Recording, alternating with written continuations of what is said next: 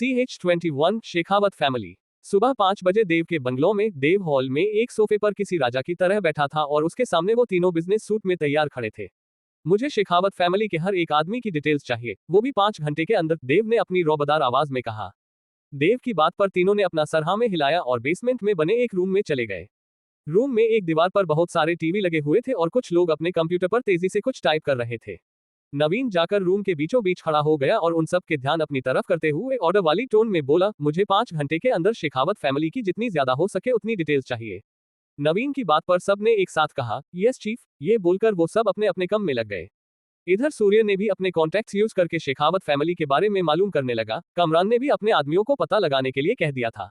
लगभग 5 घंटे बाद देव के सामने फाइल्स के ढेर पड़े थे। देव हर एक फाइल को ध्यान से पढ़ता जा रहा था। फाइल पढ़ते हुए उसका चेहरा भावहीन था। ये देखकर सूर्य ने धीरे से कमरान के कान में कहा, ये बॉस को अचानक से शेखावत फैमिली के बारे में जानने की दिलचस्पी क्यों होने लगी। वो दोनों देव के पास ही खड़े थे। देव ने सूर्य की बातें सुन ली थी लेकिन उसने कुछ नहीं कहा और अपना ध्यान फाइल पढ़ने में लगाया। जब रात में देव पैदल चलता हुआ रिसोर्ट से बंगलौर जा रहा था तो उसके दिमाग में दिल्ली में हुई गैंग वॉर का सीन घूम रहा था। तभी उसके सामने वो सीन आया जब देव ने उन गैंग्स के लीडर से पूछा था कि बाबा को किसने मारा, तो उन गैंग्स के लीडर्स ने बताया था कि उनके सगे भाई विक्रांत शेखावत ने। शेखावत सरनेम जानने के बाद ही देव ने उन तीनों को शेखावत फैमिली के बारे में जानकारी इकट्ठा करने को कहा था। वहीं दूसरी तरफ राठौर पैलेस में रणवीर आज ऑफिस ना जाकर सारा काम घर से ही कर रहे थे। तभी अंश उनके स्टडी रूम में दाखिल हुआ। रणवीर ने अंश के चेहरे के भाव पढ़ लिए थे। उन्होंने अपनी नजरें फाइल में गड़ाए हुए अंश से कहा, पूछो क्या पूछना चाहते हो। डैड, आप उस दिव्यांश को इतनी इज्जत क्यों दे रहे थे और उसके साथ वो आदमी कौन थे और ये आप उसे गॉडफादर, बॉस कहकर क्यों बुला रहे थे। अंश ने एक सांस में ये सारे सवाल पूछ लिए थे। अंश के सवाल खत्म होते ही रणवीर ने अपनी फाइल बंद की और एक सोफे पर बैठ गए। उन्होंने अंश को भी बैठने का इशारा किया। अंश के बैठने के बाद रणवीर ने एक गहरी सांस ली और अंश से पूछा, क्या तुम देव को जानते हो। जवाब में अंश ने उनसे पूछा, कौन देव, वो जिसे अंडरवर्ल्ड का गॉडफादर कहा जाता है। अंश की बात पर रणवीर ने अपना सर हाँ में हिलाया और बोले, दिव्यांश ही गॉडफादर देव है। रणवीर की बात पर अंश कंफ्यूज होते हुए बोला, ऐसा कैसे हो सकता है, वो तो 5 साल पहले मर गया था ना। 5 साल पहले जो मारा गया वो दिव्यांश था और रघुवंशी फैमिली ने देव को दिव्यांश समझ लिया, रणवीर ने कहा। तो इसका मतलब पिछले 5 सालों से देव दिव्यांश बनकर जी रहा था, अंश ने कहा। फिर कुछ देर सोचने के बाद उसने रणवीर से पूछा, आप उसके जिंदा होने की खबर से इतना स्ट्रेस क्यों ले रहे हैं। क्योंकि जो देव पिछले 5 साल पहले मर चुका था वो अब जिंदा हो चुका है, रणवीर ने थोड़ी तेज आवाज में कहा। लेकिन ऐसी क्या वजह है जो देव अंडरवर्ल्ड में वापस आया है, अंश ने पूछा। क्योंकि जिसने देव को पाल पोस कर इतना बड़ा किया और इस काबिल बनाया कि आज अगर देव चाहे तो वो एशिया के बड़े से बड़े और पावरफुल खानदान तक को घुटनों पर ला सकता है। उस आदमी को किसी ने 2 महीने पहले धोखे से इंडिया बुलाकर मार दिया है और देव उसी के कातिल को मारने के लिए वापस आया है, रणवीर ने कहा। डैड, उस आदमी का नाम क्या था, अंश ने पूछा। रणवीर ने जवाब दिया, अंडरवर्ल्ड में लोग उसे बाबा के नाम से जानते थे और बिजनेस वर्ल्ड में द ग्रेट श्रीकांत के नाम से। वो तो इंडिया की सबसे बड़ी कंपनी DS ग्रुप के फाउंडर है ना, अंश ने पूछा। हाँ वही है, रणवीर ने जवाब दिया। तभी रणवीर ने सामने टेबल पर रखी फाइल उठाते हुए अंश से कहा, अब अगर तुम्हारे सवालों का सिलसिला खत्म हो गया हो तो क्या मेरी ऑफिस के काम में कुछ मदद कर सकते हो। जवाब में अंश ने जी डैड कहा और उनकी हेल्प करने लगा। दूसरी तरफ देव ने सारी फाइल्स पढ़ ली थी। फाइल पढ़ने के बाद देव ने नवीन से कहा, चॉपर रेडी करो, आर्मी बेस पर चलना है। देव की बात सुनकर तीनों हैरानी से एक दूसरे को देखने लगे। तभी सूर्य ने हिम्मत करते हुए देव से पूछा, बॉस सब ठीक तो है ना। देव समझ गया कि सूर्य क्या पूछना चाहता है। देव ने उसके सवाल का जवाब देते हुए कहा, हाँ सब ठीक है, बाबा के कातिल का पता चल गया है, बस उसे मरने के लिए ही हमें अपने आर्मी की जरूरत पड़ेगी। बॉस, क्या हम जान सकते हैं कि वो कौन है और उसके पास ऐसा क्या है कि उसे मारने के लिए हमें अपनी आर्मी की जरूरत पड़ेगी। कमरान ने देव से पूछा। उसका नाम विक्रांत शेखावत है और वो बाबा का भाई है, देव ने कहा। शेखावत फैमिली का नाम एशिया के सबसे पावरफुल फैमिलीज में आता था, इसीलिए जैसे ही उन तीनों ने ये नाम सुना तो उनके दिमाग ने एक पल के लिए मानो काम करना ही बंद कर दिया। तभी नवीन ने अपने आप को नॉर्मल करते हुए देव से पूछा, लेकिन वो अपने सगे भाई को क्यों मरेंगे, यही तो पता लगाना है। ये बोलकर देव अपनी जगह से उठा और नवीन को चॉपर रेडी करने का कहकर अपने कमरे में चला गया। देव के जाने के बाद कमरान ने अपना सर पकड़ते हुए नवीन से कहा, अगर हमने विक्रांत को कुछ किया तो पूरी शेखावत फैमिली हमारे खिलाफ हो जाएगी, अगर वो हमारे खिलाफ हो गए तो। इतना कहकर कमरान ने अपनी बात अधूरी छोड़ दी और हैरानी से नवीन को देखने लगा। नवीन का चेहरा भावहीन था। उसने उसी तरह कमरान से कहा, तूने अभी बॉस की असली ताकत नहीं देखी है, क्योंकि बॉस ने अब तक अपनी पूरी पावर का इस्तेमाल नहीं किया है। नवीन की बात सुनकर कमरान की आंखें जो हैरानी के कारण बड़ी हो गई थी वो अब और बड़ी हो गई। क्या होगा अगर इन दोनों के बीच फाइट होंगी तो एक को अंडरवर्ल्ड का गॉडफादर कहा जाता है तो दूसरे को एशिया का किंग। क्या होगा इस लड़ाई का अंजाम, जानने के लिए पढ़ते रहिए मेरी कहानी, Dev the godfather of underworld. CH-22 Dev is back in action. Kamran की बात सुनकर नवीन कहता है, तूने अभी तक बॉस की असली पावर नहीं देखी, क्योंकि उन्होंने अब तक किसी भी फाइट या वॉर में अपनी पूरी पावर का इस्तेमाल नहीं किया। कमरान की आंखें तो हैरानी के कारण बढ़ी थी, नवीन की बात सुनने के बाद वो अब और बड़ी हो गई। नवीन ने एक नजर कमरान को देखा और वहां से जाते हुए बोला, अब ज्यादा रिएक्शन मत दे और जाकर तैयार हो जा। नवीन की बात सुनकर सूर्य और कमरान तैयार होने अपने कमरे में चले गए।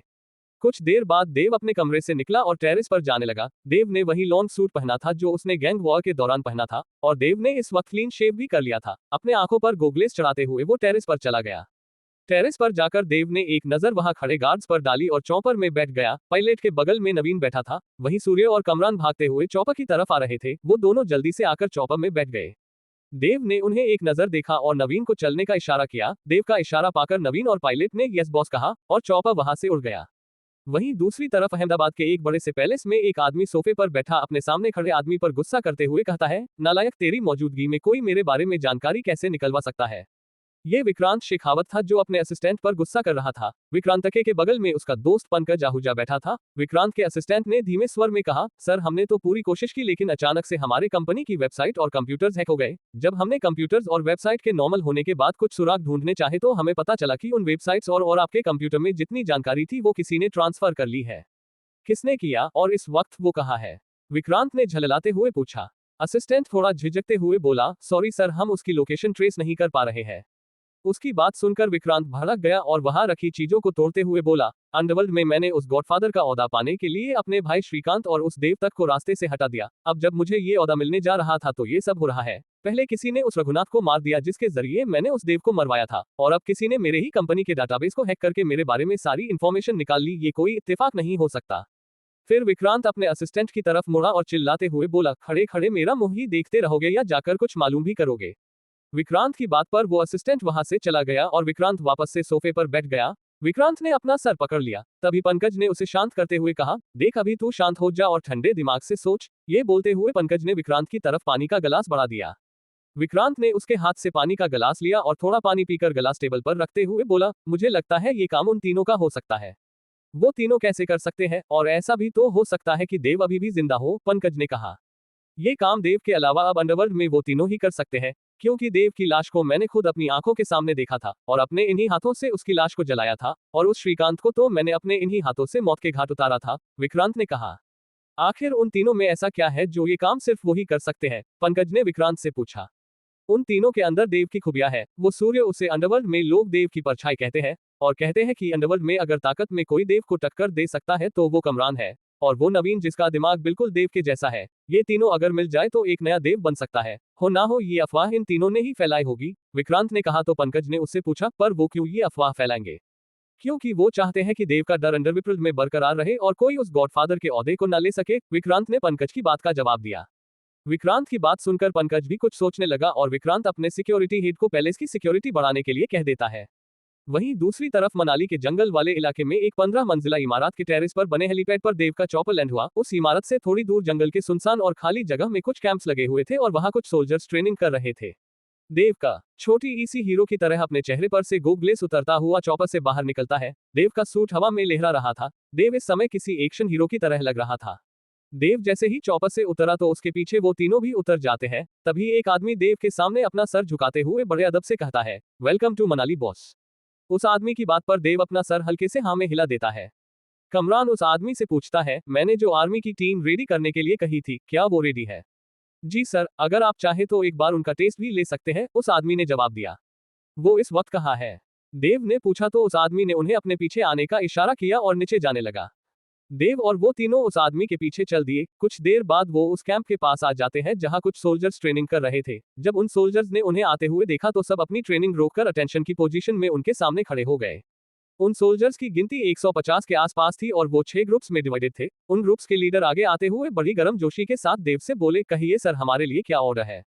देव ने उन सबको देखा जो बड़े ही जोश के साथ अपना सीना ताने खड़े थे। आज शाम हमें एक बड़े मिशन को अंजाम देना है। इस मिशन में हम जिन लोगों को मारेंगे वो सब बाबा की मौत के जिम्मेदार है। चाहे कुछ भी हो जाए, इस मिशन को हमें किसी भी हाल में पूरा करना है और बाबा की मौत का बदला लेना है, देव ने भी बड़े जोश के साथ कहा। देव की बात पर सारे सोल्जर्स ने एक साथ कहा, यस बॉस। तैयारी कर लो, हम थोड़ी देर में यहाँ से निकलेंगे। ये बोलकर देव उस बिल्डिंग की तरफ जाने लगा। देव की बात सुनकर वो सोल्जर्स अपनी तैयारियों में लग गए। वहीं देव बिल्डिंग के 15वें माले के कमरे में खड़ा ग्लास वाल से जंगल को देख रहा था। उन तीनों ने सुबह से कुछ नहीं खाया था तो देव ने उन्हें नाश्ता करने के लिए भेज दिया था। देव जंगल को देखता हुआ कुछ सोच रहा था, तभी उसके रूम के डोर पर किसी ने नॉक किया। कौन था डोर पर? क्यों मारा विक्रांत ने अपने ही भाई श्रीकांत को? क्या होगा जब विक्रांत का सामना देव से होगा? जानने के लिए पढ़ते रहिए मेरी कहानी। Dev the god father of underworld. CH-23 Dev का दूसरा बेस। देव जंगल को देखता हुआ अपनी ही सोच में गुम था, तभी किसी ने डोर नॉक किया। डोर नॉक की आवाज सुनकर देव पीछे मुड़ा और नॉक कर रहे आदमी को अंदर आने के लिए कहा। देव की आवाज सुनकर दो लड़के अंदर दाखिल हुए, जिनकी उम्र लगभग 25 से 30 साल के आसपास होगी। उनमें से एक के हाथ में लैपटॉप था और दूसरे ने बैकपैक कैरी किया था। ये दो लड़के प्रोफेशनल हैकर्स थे। दोनों लड़कों ने अपना इंट्रोडक्शन देते हुए कहा, हेलो सर, मेरा नाम सुमित है और ये है मेरा पार्टनर अमन। उनकी बात पर देव ने सर हिलाया और उन्हें बैठने का इशारा किया। देव का इशारा पाकर वो दोनों वहां रखे सोफे पर बैठ गए। अमन बैठते हुए बोला, ये हमारी खुशनसीबी है सर, जो हमें आपके साथ काम करने का मौका मिल रहा है। अमन इससे आगे कुछ और बोल पाता कि तभी सुमित उसे चुप करवाते हुए धीरे से उसके कान में बोला, ज्यादा तारीफ मत कर, सर को ज्यादा तारीफ और चापलूसी करने वाले लोग पसंद नहीं। सुमित की बात सुनकर अमन एकदम शांत हो गया और वो दोनों देव के ऑर्डर का इंतजार करने लगे। देव उनके बगल वाले सोफे पर बैठते हुए बोला, क्या तुम लोग पता लगा सकते हो कि इस वक्त विक्रांत शेखावत कहां पर है? Show sir. ये बोलकर सुमित ने अपना लैपटॉप ओपन किया और कुछ टाइप करने लगा। कुछ देर टाइप करने के बाद सुमित ने लैपटॉप की स्क्रीन देव की तरफ कर दी और बोला, सर वो अहमदाबाद में यहाँ है। देव ने स्क्रीन पर देखा तो उस पर अहमदाबाद का नक्शा था और एक पैलेस पर रेड डॉट बना था। सुमित ने विक्रांत को उसके मोबाइल के जरिए ट्रैक किया था। स्क्रीन को देखते हुए देव के चेहरे पर एक रहस्यमय मुस्कान आ गई। क्या मुझे इस पैलेस का ब्लूप्रिंट मिल सकता है जिसमें विक्रांत है? देव ने पूछा। जी सर, सुमित ने कहा और वापस से कीबोर्ड पर उंगलियां चलाने लगा। कुछ देर बाद सुमित ने पैलेस का ब्लूप्रिंट निकाल लिया और देव की तरफ लैपटॉप बढ़ा दिया। देव ने लैपटॉप लिया और ब्लूप्रिंट को ध्यान से देखने लगा। देव ने ब्लूप्रिंट देखते हुए अपने मन में कहा, बस कुछ घंटे और फिर तेरी मौत तेरे सामने होगी विक्रांत। फिर देव ने उन दोनों से कुछ देर बात की और उन्हें कैंप्स के पास लेकर आ गया। सारे सोल्जर्स तैयार होकर खड़े थे। वो तीनों भी उनके पास ही थे। ग्रुप के सारे लीडर्स ने ब्लैक जींस, ब्लैक शर्ट, उसके ऊपर एक लेदर जैकेट और पैरों में मिलिट्री शूज कैरी किया था और बाकी लोगों ने ब्लैक कलर की फुल स्लीव्स की टी शर्ट, मिलिट्री पैंट और शूज कैरी कर रखे थे।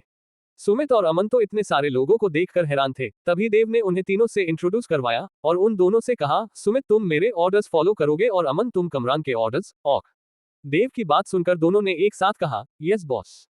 फिर देव ने उन सारे सोल्जर्स को एक नजर देखा और कमरान से कहा, इन सबको तुम लीड करोगे तो इन सबको अपने हिसाब से वेपन सप्लाई करना। देव की बात पर कमरान ने अपना सर हाँ में हिला दिया। देव ये बोलकर वहां से जाने लगा तो नवीन ने उसे रोकते हुए पूछा, हमारे लिए क्या ऑर्डर है बॉस? देव ने बिना मुड़े जवाब दिया, कमरान इन दोनों को भी तुम ही लीड करना। ये बोलकर वो वहां से चला गया। देव के जाने के कुछ देर बाद वहां पर कुछ बसेस आई। कमरान ने उन सबको अंदर बैठने का इशारा किया तो सारे लोग एक एक करके बसेस में सेटल हो गए। सूर्य, कमरान और नवीन भी उन बसेस में से एक बस में जाकर बैठ गए। कमरान ने सुमित को देव के पास जाने के लिए कहा और अमन को अपने साथ आने का इशारा किया। कमरान की बात सुनकर सुमित वापस से बिल्डिंग में चला गया और अमन उन तीनों के साथ आकर बैठ गया। सब लोगों के बैठ जाने के बाद बसेस का काफिला अपनी मंजिल के लिए रवाना हो गया। बस में नवीन ने अमन से वही सब पूछा जो देव ने सुमित से पूछा था। नवीन के सवाल सुनकर अमन हैरान होते हुए बोला, सर आपने जो सवाल पूछे हैं वही सारे सवाल बॉस ने सुमित से पूछे थे। अमन की बात सुनकर कमरान और सूर्य को कोई हैरानी नहीं हुई, क्योंकि वो जानते थे कि नवीन का दिमाग बिल्कुल देव के जैसे काम करता है। वहीं नवीन ने अमन से शांति से कहा, तो तुमने मने जो भी बॉस को दिखाया था वही सब चीजें अब मुझे भी दिखाओ। नवीन की बात सुनकर अमन ने अपने बैग से लैपटॉप निकाला और कुछ देर कीबोर्ड पर उंगलियां चलाने के बाद लैपटॉप नवीन के आगे कर दिया। नवीन ने उसके हाथ से लैपटॉप लिया और स्क्रीन को देखते हुए उसमें बिजी हो गया। दूसरी तरफ देव बिल्डिंग के 10वें माले में था। सुमित उसे ढूंढता हुआ 10वें माले पर आ गया और उसके पीछे खड़ा हो गया।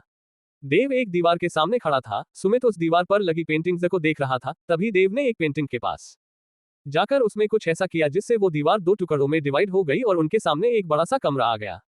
देव और सुमित उस कमरे के अंदर चले गए। देव के अंदर जाते ही उस कमरे की लाइट्स ऑन हो गई। लाइट्स के ऑन होते ही सुमित ने अपने सामने जो देखा उसे देखकर सुमित की आंखें हैरानी और डर के कारण बड़ी हो गई और वो धीरे धीरे पीछे होने लगा। वो कमरे से बाहर निकल पाता तभी वो दीवार वापस से पहले जैसी हो गई।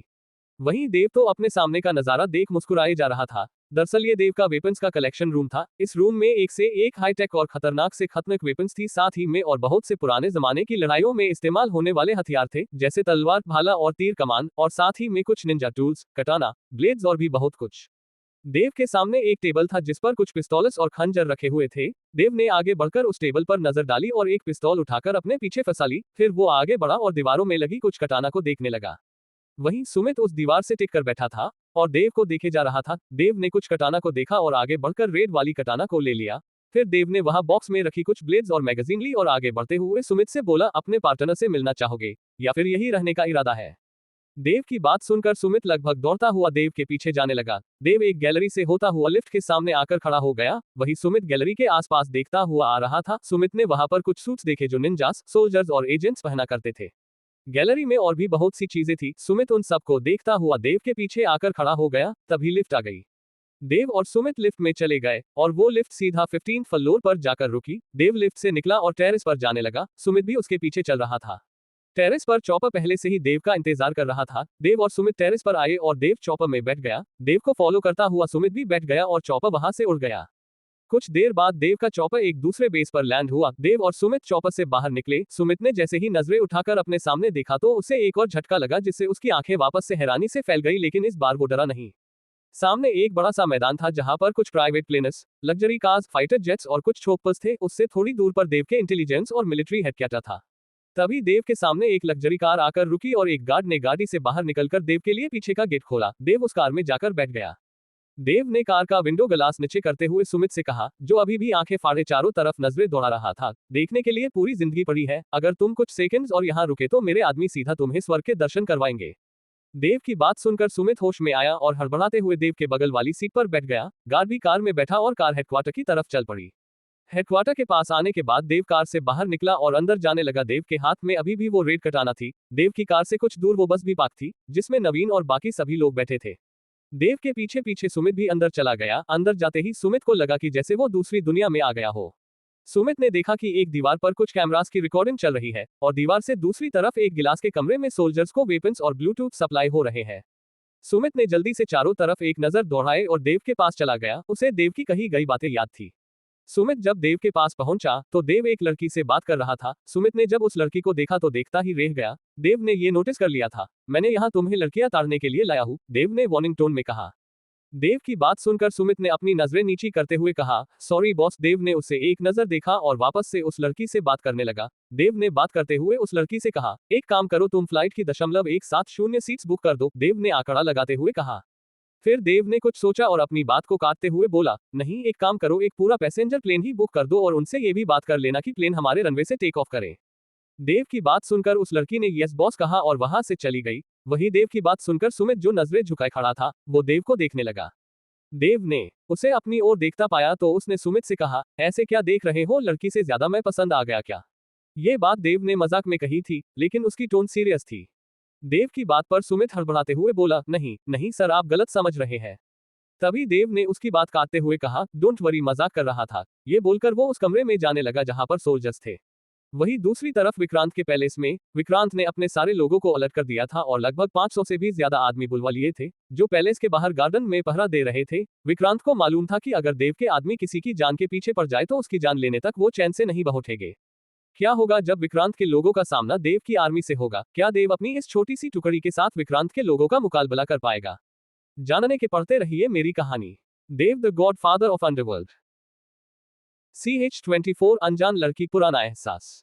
विक्रांत ने अपने कुछ फाइटर्स को भी बुला लिया था जो उसने हायर किए थे। विक्रांत अपने पैलेस में बने बार काउंटर पर बैठा वाइन पी रहा था। पंकज भी उसके पास बैठा था। यार तू इतना घबरा क्यों रहा है? तू बिजनेस वर्ल्ड का किंग है, कोई तुझे ऐसे ही थोड़ी मार देगा, पंकज ने उसे शांत करते हुए कहा। विक्रांत ने वाइन का सिप लेते हुए कहा, तू समझ नहीं रहा है, वो कुछ भी कर सकते हैं। रघुनाथ को मारने के बाद उन्हें ये तो पता चल ही गया होगा कि मैंने उस श्रीकांत को मारा है। तो तू एक काम कर, कुछ दिनों के लिए अंडरग्राउंड हो जा, जब मामला शांत हो जाएगा तो मैं तुझे वापस बुला लूंगा, पंकज ने कहा। विक्रांत ने झाललाते हुए कहा, बाबा को क्या जवाब दूंगा कि मैं अंडरग्राउंड होने जा रहा हूँ क्योंकि मैंने उनके छोटे बेटे को मारा है? तो तूने क्या सोचा है? पंकज ने विक्रांत से पूछा। बाबा को इस बारे में पता नहीं चलने दूंगा और उन तीनों के अहमदाबाद में कदम रखते मरवाने दूंगा, विक्रांत ने कहा और अपने सेक्रेटरी को बुलाकर उससे बोला, अहमदाबाद में हमारे सारे आदमियों को फैला दो, अगर तुम्हें कुछ भी अजीब लगे तो उसके बारे में इंक्वायरी करना। विक्रांत की बात सुनकर वो सेक्रेटरी वहां से चला गया और अपने सारे आदमियों को अहमदाबाद में फैला दिया। दूसरी तरफ देव नवीन के पास गया और उसे कुछ समझाया और एक लिफ्ट में चला गया। देव के जाने के बाद नवीन ने सुमित को बुलाया और उससे बोला, तुम हमारे साथ चलोगे? नवीन की बात सुनकर सुमित ने अपना सर हाँ में हिलाया और अमन के पास जाकर उससे बातें करने लगा। कुछ देर बाद लिफ्ट का दरवाजा खुला और देव लिफ्ट से बाहर निकला। देव ने एक ब्लैक कलर का टक्सीडो सूट पहना था और अपने एक हाथ में एक सूटकेस और दूसरे हाथ में एक लंबा बॉक्स लेकर वो नवीन की तरफ बढ़ रहा था। तभी वो लड़की देव के साथ चलते हुए बोली, जिसे देव ने प्लेन बुक करने के लिए कहा था। सर, मेरी एयरपोर्ट एयरलाइंस से बात हो गई है। उन्होंने कहा है कि शाम 7 बजे उनका एक प्लेन हमारे रनवे पर होगा। देव अब तक नवीन के पास आ चुका था। उस लड़की बात सुनने के बाद देव ने हल्के से अपना सर हिलाया और अपनी वॉच में टाइम देखा। वॉच में इस वक्त 4 बज रहे थे। ये देखकर देव ने उन सोल्जर्स को कुछ देर रेस्ट करने के लिए कहा और हेडक्वार्टर से बाहर निकल गया।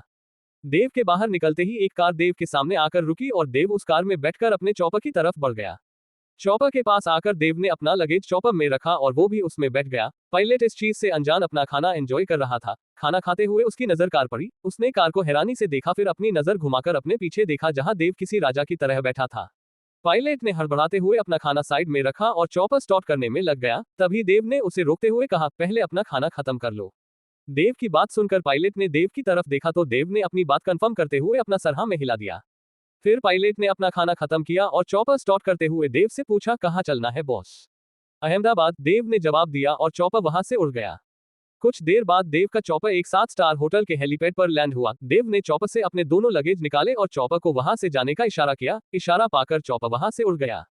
फिर देव हेलीपैड से उतरकर होटल के टेरेस पर आ गया। टेरेस पर होटल का मैनेजर पहले से ही देव के आने का इंतजार कर रहा था। मैनेजर ने देव को ग्रीट करते हुए उसका स्वागत किया और देव को अपने साथ ले जाते हुए उससे बोला, ये हमारा सौभाग्य है कि आप हमारे होटल में आए। मैनेजर को देव की सच्चाई के बारे में मालूम नहीं था। उसे लग रहा था कि ये कोई बड़े बाप की औलाद है। मैनेजर इससे आगे और कुछ बोलता तभी देव ने उसे रोकते हुए साफ लफ्जों में कहा, मुझे अपने रूम जाना है। देव की बात सुनकर मैनेजर देव को उसके रूम तक लेकर आया और उसके हाथ में एक कार्ड थमाकर बोला, अगर आपको किसी भी चीज की जरूरत हो तो रूम के लैंडलाइन नंबर से हमें कॉल कर दीजिएगा। ये बोलकर मैनेजर वहां से चला गया। देव कमरे के अंदर गया और अपना लगेज कमरे में रखा, फिर कमरे को लॉक कर होटल से बाहर निकल गया। होटल से बाहर निकलते हुए देव ने अपनी आंखों पर गॉगल चढ़ा लिए थे। देव चलता हुआ होटल से कुछ दूर आया और एक कैब में बैठ गया। कहाँ चलना है भैया? ड्राइवर ने पूछा तो देव ने अपने फोन में देखते हुए जवाब दिया, ब्लू होरिजन रेस्टोरेंट। देव का जवाब पाकर ड्राइवर ने कार स्टार्ट की और कैब अपनी मंजिल की तरफ निकल पड़ी। कुछ देर बाद कैब एक रेस्टोरेंट के सामने आकर रुकी। देव गाड़ी से बाहर निकला और कैब वाले को पैसे देकर अंदर चला गया। अंदर जाकर देव ने होटल के चारों तरफ एक नजर दौड़ाई और एक कोने वाले टेबल पर जाकर बैठ गया। देव के सामने वाली चेयर पर एक आदमी पहले से ही बैठा हुआ था। देव ने उसे एक नजर देखा और एक वेटर को कॉफी का ऑर्डर देकर अपने ऑर्डर के आने का इंतजार करने लगा। टेबल कोने में होने की वजह से उस आदमी का चेहरा साफ नहीं दिखाई दे रहा था। तभी देव ने अपने टेबल के पास बानी खिड़की से बाहर देखते हुए कहा, बोलो क्या खबर लाए हो? देव की बात सुनकर वो आदमी थोड़ा आगे हुआ जिससे उसका चेहरा अब देव देख सकता था। उस आदमी का नाम रवि था, जिसे देव ने विक्रांत पर नजर रखने के लिए उसके आदमियों में शामिल कर रखा था और रवि ने ही देव के लिए 7 स्टार होटल में एक रूम बुक किया था। रवि जैसे ही कुछ बोलने को हुआ कि तभी वेटर देव का ऑर्डर लेकर आ गया। जब वेटर वहां से चला गया तो देव ने कॉफी पीते हुए रवि को बोलने का इशारा किया। देव का इशारा पाकर रवि ने विक्रांत के पैलेस में हुई घटना के बारे में बताने लगा। बॉस, विक्रांत ने अपने पैलेस में लगभग 500 से भी ज्यादा आदमियों को अपनी सिक्योरिटी के लिए रखा है। उसने कुछ मशहूर फाइटर्स को भी बुलाया है और विक्रांत ने अपने आदमियों को पूरे अहमदाबाद में फैला दिया है। और एक मजे की बात बताओ बॉस, उसे लगता है आप मर चुके हो और सूर्य, नवीन, कमरान बाबा की मौत का बदला लेने आ रहे हैं। रवि की बात खत्म होते ही देव ने अपना कप टेबल पर रखा और रवि को अलर्ट रहने का बोलकर वहां से चला गया। रात हो चुकी थी, इसीलिए देव ने अपने गॉगल उतारकर मास्क पहन लिया। देव फुटपाथ से होता हुआ होटल की तरफ जा रहा था। तभी उसकी नजर एक लड़की पर पड़ी जो अपने फोन पर बात करते हुए रोड क्रॉस कर रही थी। तभी एक कार तेजी से उस लड़की की तरफ बढ़ने लगी। देव ने जब देखा कि उस लड़की का एक्सीडेंट होने वाला है तो देव पलक झपकते ही उस लड़की के पास पहुंच गया और उस लड़की को साइड में लेकर आ गया। अचानक किसी के खींचने से वो लड़की अपने आप को संभाल नहीं पाए और उसका बैलेंस बिगड़ गया, जिससे वो गिरने लगी। तभी देव ने उसके कमर में अपना हाथ डालकर उसे गिरने से बचा लिया। गिरने के डर से उस लड़की ने अपनी आंखें बंद कर ली थी। देव की नजर जैसे ही उस लड़की पर पड़ी तो वो उसे देखता ही रह गया। उस लड़की ने साड़ी पहनी थी जिससे देव के हाथ उस लड़की के कमर पर फिसल रहे थे। दूध जैसे साफ रंग और 5.5 फीट हाइट, हल्की रोशनी में वो किसी स्वर्ग से उतरी अप्सरा लग रही थी। देव उस लड़की को कुछ देर ऐसे ही खोए हुए देखता रहा। जब उस लड़की ने अपनी आंखें खोली तो उसकी नजर देव से जा मिली। उस लड़की को अपनी तरफ देखता पाकर देव होश में आया और उसे सीधा खड़ा करते हुए बोला, वो आपका एक्सीडेंट होने वाला था तो मैंने ही आपको साइड किया। देव ये बातें अपना सर खुजाते हुए बोल रहा था, क्योंकि इससे पहले उसने कभी ऐसी सिचुएशन को हैंडल नहीं किया था। वहीं उस लड़की को देव की बातें जैसे सुनाई नहीं दे रही थी, वो तो बस देव की आंखों में खोई हुई थी। तभी उसके कंधे पर किसी ने हाथ रखा जिससे वो अपने होश में आई। उसने जब अपनी दाईं तरफ देखा तो उसके कंधे पर हाथ रखने वाली उसकी एक सहेली थी। फिर उसने देव की तरफ देखकर उसे थैंक्स कहा। उस लड़की की बात पर देव ने वेलकम कहा और अपने होटल की तरफ बढ़ गया। वो लड़की देव को जाते हुए एकटक देख रही थी। उसने देव को देखते हुए अपने मन में कहा, ऐसा क्यों लग रहा है कि मैं इस आदमी से पहले भी मिल चुकी हूँ, और उसके छूने का एहसास। वो इससे आगे कुछ और सोचती कि तभी उसकी दोस्त की आवाज सुनकर उसका ध्यान टूटा। महक क्या सोच रही है, उसकी दोस्त ने पूछा। महक ने जवाब दिया, कुछ नहीं। महक का जवाब सुनकर उसकी दोस्त ने कहा, तो चल वरना ट्रेन मिस हो जाएगी। अपने दोस्त की बात सुनकर महक ने एक नजर उस तरफ देखा जहां से देव गया था, फिर वो दोनों भी अपने रास्ते के लिए निकल गए। वहीं दूसरी तरफ देव के मन में भी यही सब ख्याल थे। वो ये सब सोचता हुआ होटल तक आ गया था। वो जैसे ही होटल के अंदर दाखिल हुआ तो उसका फोन बजा। देव ने जब अपने फोन में देखा तो उसके फोन पर नवीन का नाम फ्लैश हो रहा था। देव ने नवीन का कॉल पिक किया और अपने कान पर रख लिया। दूसरी तरफ से नवीन की आवाज आई, बॉस हम अहमदाबाद आ चुके हैं। नवीन की बात सुनकर देव ने कहा, कुछ देर वेट करो, मैं गाड़ी भिजवाता हूँ। ये बोलकर देव ने कॉल कट किया और अपने रूम की तरफ बढ़ गया। क्या विक्रांत को उन तीनों के आने का पता चल जाएगा? क्या महक और देव पहले मिल चुके हैं? जानने के लिए पढ़ते रहिए मेरी कहानी। Dev the god father of underworld. CH25 war begins. कमरे में आने के बाद देव ने रवि को कॉल किया। उधर रवि ने जैसे ही कॉल पिक किया तो देव ने रवि से कहा, सोल्जर्स और बाकी के लोग अहमदाबाद आ चुके हैं। हमारे आदमियों को उन्हें लेने के लिए भेज दो, और हाँ वो लगभग 170 के आसपास है, तो ध्यान रखना। देव की बात सुनकर रवि ने उसे निश्चिंत करते हुए कहा, डोंट वरी बॉस, उस विक्रांत को इस बात के बारे में पता नहीं लगने दूंगा, और उन तीनों से बोल दीजिएगा कि मिशन स्टार्ट होने वाला है तो मैं उन्हें सीधा लोकेशन पर लेकर जाऊंगा। उसकी चिंता तुम मत करो, तुम बस उन्हें पैलेस तक ड्रॉप कर दो। जहां तक विक्रांत को इस बारे पता चलने की बात है तो उसके लिए मैंने पहले ही सब कुछ प्लान कर लिया है। मुझे पता था ऐसी सिचुएशन क्रिएट होगी। अब जल्दी करो, सब एयरपोर्ट पर खड़े इंतजार कर रहे हैं। देव ने थोड़ी भारी आवाज में कहा और कॉल कट कर दिया। फिर देव ने नवीन को कॉल करके अहमदाबाद की सारी सिचुएशन की अपडेट दे दी। कॉल स्पीकर पर होने की वजह से देव की बातें सूर्य और कमरान भी सुन पा रहे थे। जब उन दोनों ने देव की बात सुनी तो वो अपनी दाढ़ी और बालों पर हाथ फेरने लगे, क्योंकि उन्होंने नकली दाढ़ी और विग लगा रखा था। समझ नहीं आता इन दोनों का दिमाग एक साथ कैसे काम करता है। कमरान ने अपने बालों पर हाथ फेरते हुए सूर्य से कहा। दरअसल नवीन को भी ये अंदाजा हो गया था कि ऐसी सिचुएशन बन सकती है, तो उसने पहले ही कुछ विग्स ले लिए थे और प्लेन में ही उसने अपने साथ साथ उन दोनों का भी गेटअप चेंज कर दिया था। मैं खुद ही नहीं समझ पाया तो आपको क्या समझाऊंगा। ये बोलकर सूर्य उन सोल्जर्स के लीडर्स के पास चला गया। आप सब लोग अपने अपने ग्रुप से कनेक्ट हो गए हैं ना? सूर्य उनके पास आते हुए पूछता है। सूर्य की बात पर सारे सोल्जर्स बड़ी गर्मजोशी के साथ कहते हैं, यस चीफ। सूर्य फिर उनसे कुछ और बातें करता है और वापस से कमरान के पास आकर खड़ा हो जाता है। देव और नवीन बातें कर ही रहे थे कि तभी उनके सामने लगभग 60 गाड़ियों का एक काफिला आकर रुकता है। नवीन ने उन गाड़ियों को देखकर देव से कहा, बॉस गाड़ियां हमें लेने के लिए आ चुकी है, तो मैं स्नाइपर्स की टीम सुमित और नताशा को आपके होटल भेज देता हूँ। ठीक है, मैं होटल का नाम मैसेज कर देता हूँ, देव ने कहा और कॉल कट कर नवीन को होटल का नाम मैसेज करने के बाद उसने अपना फोन बंद कर दिया। फिर देव रूम की बालकनी में जाकर खड़ा हो गया। देव का रूम होटल के टॉप फ्लोर पर होने की वजह से देव की बालकनी से पूरा अहमदाबाद शहर देखा जा सकता था। रात के 11 बज रहे थे और पूरा अहमदाबाद इस वक्त शांत हो चुका था। देव सामने के नजारे देखते हुए अपने ख्यालों में खो गया। उस लड़की को छूने पर ऐसा लग रहा था मानो कोई पुराना एहसास जाग गया हो, और ऐसा लग रहा था जैसे मैंने उस लड़की को कहीं देखा हो। देव अपने ख्यालों में गुम ये बातें सोच ही रहा था कि तभी देव का ध्यान अपने रूम में बज रहे लैंडलाइन फोन की रिंग से टूटा। उसने फोन उठाकर अपने कान पर रख लिया और सामने वाले के बोलने का इंतजार करने लगा। गुड इवनिंग सर, उम्मीद करता हूँ आप डिस्टर्ब नहीं हुए होंगे, मैनेजर ने सम्मान पूर्वक कहा। नहीं, बताओ क्या काम था, देव ने साफ लफ्जों में पूछा। कुछ गार्ड्स आए हैं, वो कह रहे हैं कि वो आपके सिक्योरिटी गार्ड्स हैं और उनके साथ एक मैडम भी है। मैंने उन्हें अभी रिसेप्शन पर रोक कर रखा है, मैनेजर ने देव से कहा। मैं आ रहा हूँ, देव ने कहा और कॉल कट कर सीधा रिसेप्शन के पास आ गया। देव जब रिसेप्शन पर पहुंचा तो मैनेजर उसी का इंतजार कर रहा था। देव ने होटल में अपना असली नाम रजिस्टर करवाया था।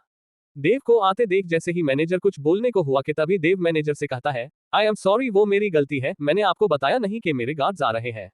देव की बात पर मैनेजर ने सॉफ्ट टोन में कहा, कोई बात नहीं सर, समझ सकता हूँ आप किसी काम में बिजी रहे होंगे। उसकी बात सुनकर देव हल्के से मुस्कुरा दिया और उन गार्ड्स के साथ आई लड़की को इंट्रोड्यूस करवाते हुए बोला, वैसे ये मेरी बहन नताशा है। ये वही लड़की थी जिसे देव ने प्लेन बुक करने के लिए कहा था। Nice to meet you madam, manager ने नताशा से हाथ मिलाते हुए कहा।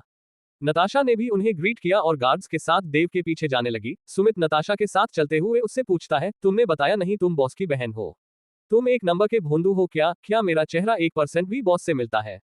नताशा ने सुमित से पूछा। नहीं, लेकिन बॉस ने तुम्हें उस मैनेजर से अपनी बहन के तौर पर इंट्रोड्यूस क्यों करवाया? सुमित ने नताशा से पूछा। वो किसी को मुझ पर शक ना हो इसीलिए, नताशा ने जवाब दिया।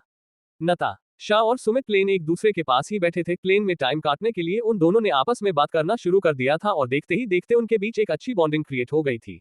देव आगे चलता हुआ उन दोनों की बातें सुन रहा था। देव और वो गार्ड्स चलते हुए लिफ्ट के पास आ चुके थे। लिफ्ट का डोर खुलते ही सब लोग लिफ्ट के अंदर दाखिल हो गए।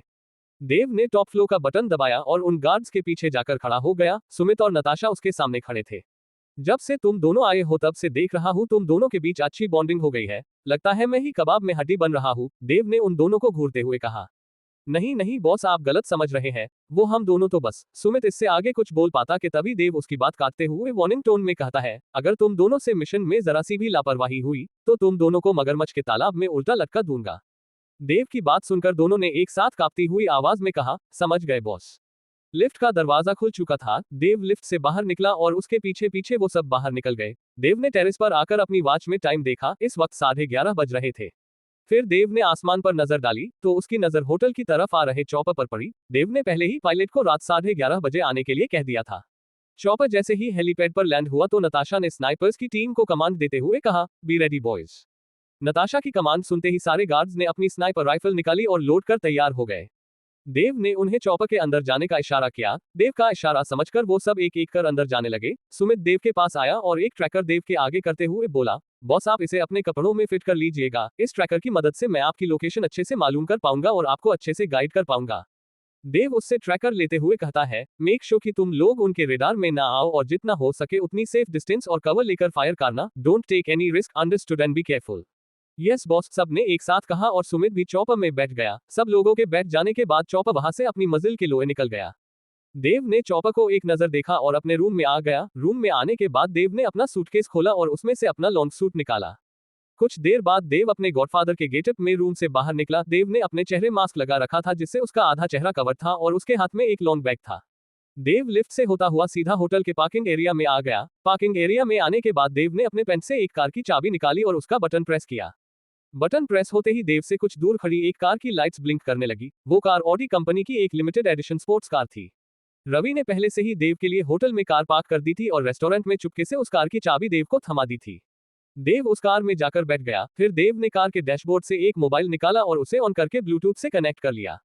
फिर उसने गाड़ी स्टार्ट की और हवा की रफ्तार से पार्किंग से निकालकर अहमदाबाद की सड़कों पर दौड़ाने लगा। ड्राइव करते हुए ही देव ने नवीन को कॉल किया। कॉल पिक होते ही देव ने पूछा, सब लोग रेडी है?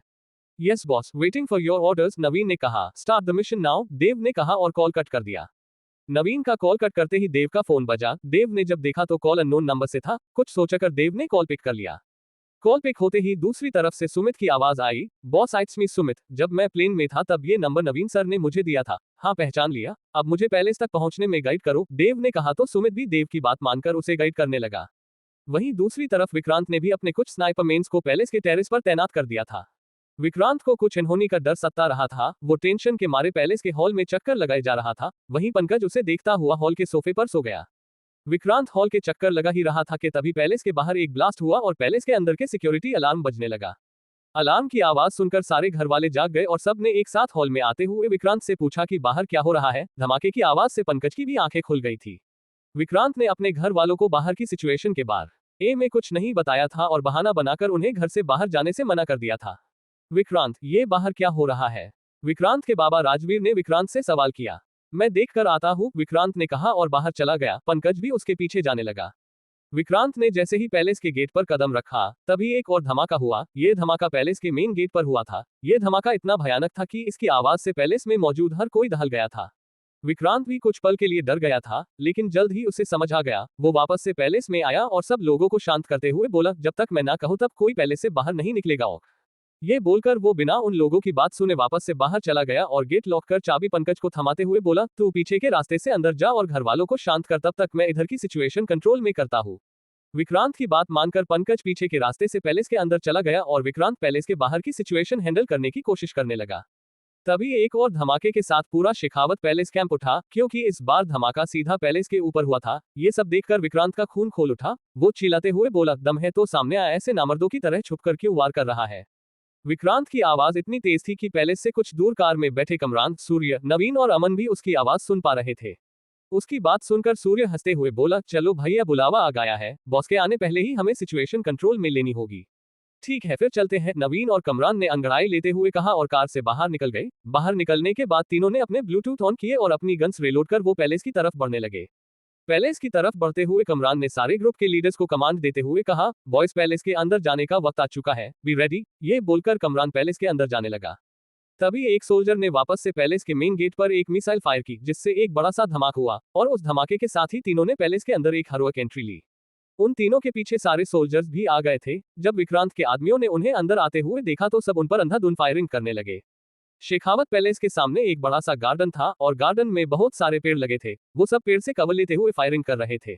स्नाइपर मैन जैसे ही उन लोगों के ऊपर फायर करने को हुए कि तभी एक स्नाइपर मैन के माथे पर गोली आकर लगी। जब तक वो सारे स्नाइपर मैन्स कुछ समझ पाते कि तभी उन सब के सर भी एक एक गोली आकर लग गई और वो सब वही ढेर हो गए। उन सबको मारने वाली देव की स्नाइपर टीम थी, जो उनसे लगभग 160 मीटर दूर एक बिल्डिंग के टेरेस से उन पर निशाना लगा रही थी। वहीं सुमित देव को गाइड करता जा रहा था। देव का होटल पैलेस से लगभग 20 किलोमीटर की दूरी पर था, जिससे देव को पैलेस पहुंचने में कम से कम 20 मिनट लग सकता था। पैलेस के गार्डन में विक्रांत तो जैसे पागल हो चुका था, क्योंकि उसके आदमियों की एक भी गोली उन सोल्जर्स को चुभ ही नहीं पा रही थी और वो सोल्जर्स इतने ट्रेन थे कि हर तरफ से आ रही बुलेट्स को आराम से डॉज कर लेते और वो सोल्जर्स जिसे भी मरते तो वो वहीं पर मौत की नींद सो जाता। ये सब देखकर विक्रांत अब फ्रस्ट्रेट हो चुका था। वो अपनी फ्रस्ट्रेशन सेक्रेटरी पर निकालते हुए कहता है, कैसे कैसे लोग पाल रखे हैं मैंने, एक काम दिया था तुझे वो भी ढंग से नहीं हुआ, तुम्हारे आदमियों पता कैसे नहीं चला कि वो तीनों यहाँ आ चुके हैं। विक्रांत की बात पर सेक्रेटरी ने शर्मिंदगी से अपना सर नीचे झुका लिया। फिर वो जैसे ही कुछ बोलने को हुआ कि तभी विक्रांत ने कहा, फौरन अपने आदमियों को बुलाओ और हमारी सीक्रेट आर्मी फोर्स को भी इन्फॉर्म कर दो। विक्रांत की बात सुनकर उसके सेक्रेटरी ने ऑफ बॉस कहा और एक कोने में जाकर किसी को कॉल करने लगा। क्या होगा इस जंग का अंजाम, क्या होगा जब विक्रांत को पता चलेगा कि देव जिंदा है और क्या करेगा देव विक्रांत के साथ, जानने के लिए पढ़ते रहिए मेरी कहानी। Dev the god father of underworld. CH-26 Dev का नया प्लान। देव और पैलेस के बीच अब कुछ ही मीटर्स का फासला था। जब देव पैलेस से 100 मीटर की दूरी पर था तभी सुमित ने देव को अलर्ट करते हुए कहा, बॉस पैलेस के आसपास का 50 मीटर का एरिया ब्लॉक कर दिया गया है और जिन्होंने ने ब्लॉक किया है वो हमारे आदमी नहीं है। सुमित की बात सुनकर देव ने कार की स्पीड स्लो कर दी। सुमित थोड़ी देर रुका और बोला, बॉस विक्रांत की आर्मी फोर्स ने हमारे आदमियों को घेर लिया है, अब सारी सिचुएशन विक्रांत के कंट्रोल में है। सुमित की बात सुनकर देव ने गाड़ी एक साइड में रोक दी। नवीन भी देव से कॉल पर कनेक्टेड था। सॉरी बॉस, हमने अपनी तरफ से पूरी कोशिश की, लेकिन ये कहकर नवीन ने अपनी बात अधूरी छोड़ दी। वहीं पैलेस में विक्रांत की आर्मी आ चुकी थी। उनकी तादाद 1000 से भी ज्यादा थी। विक्रांत के सारे आदमियों ने देव के आदमियों को चारों तरफ से घेर लिया और उन्हें गन पॉइंट पर ले लिया। दूसरी तरफ कार में देव का दिमाग चीते की स्पीड से काम कर रहा था। वो कुछ प्लान कर ही रहा था कि तभी नताशा ने उसे कॉल किया। देव ने जैसे ही कॉल उठाया तो दूसरी तरफ से नताशा हड़बड़ाते हुए बोली, बॉस हेडक्वार्टर से पता चला है कि किसी ने आपके जिंदा होने की इंफॉर्मेशन लीक कर दी है। नताशा की बात सुनकर देव को कुछ सुझा। नताशा मेरी बात ध्यान से सुनो, मेरी डिफेंस टीम के साथ जितने हो सके उतने ब्लैक निंजास हायर करो और उन्हें पैलेस भेज दो और ठीक आधे घंटे बाद पैलेस के गार्डन की सारी लाइट्स फोड़ देना। देव ने इतना कहा और बिना नताशा और नवीन की बात सुने कॉल कट कर दिया। फिर देव ने बिना देरी किए कार स्टार्ट की और टॉप गियर में डालकर गाड़ी हवा की तेजी से दौड़ाता हुआ पैलेस की तरफ बढ़ गया। कुछ लोग पैलेस के गेट पर खड़े थे। देव उन सबको हवा में उड़ाता हुआ ड्रिफ्ट मारकर पैलेस के अंदर चला गया। किसी अनजान गाड़ी को पैलेस के अंदर आता देख विक्रांत के आदमियों ने उस गाड़ी पर गन तान दी। कुछ सेकंड्स बाद गाड़ी का दरवाजा खुला और देव अपने आंखों पर मास्क डालकर बाहर निकला। देव के दाएं हाथ में उसकी कटाना थी। देव कार से निकलकर विक्रांत की तरफ बढ़ने लगा। देव की आंखें हमेशा की तरह शांत थी। वो धीरे धीरे कदमों से विक्रांत की तरफ बढ़ने लगा। देव का ऑरा इतना स्ट्रांग और खतरनाक था कि विक्रांत के हर आदमी को उसका ऑरा महसूस हो रहा था। विक्रांत पैलेस के गार्डन में बानी एक बेंच पर बैठा था। उसके पीछे उसके सेक्रेटरी और आर्मी फोर्स का कमांडर खड़ा था। वहीं विक्रांत के सामने नवीन, कमरान और सूर्य अपने घुटनों पर बैठे थे। विक्रांत के आदमियों ने उनके ब्लूटूथ तोड़ दिए थे, जिससे उन तीनों को देव के प्लान के बारे में कुछ नहीं पता था। जब देव विक्रांत से कुछ ही मीटर की दूरी पर था तभी देव ने अपना मास्क उतार दिया। विक्रांत की नजर जैसी देव के चेहरे पर पड़ी तो उसके दिमाग ने तो मानो काम करना ही बंद कर दिया हो।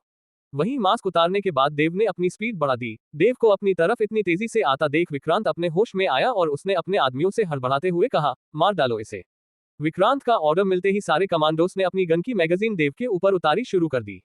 वो गोलियां देव को चुभी पाती कि तभी देव अपनी जगह से गायब हो गया। देव को गायब होता देख सारे लोगों ने फायरिंग रोक दी और सब देव को इधर उधर ढूंढने लगे।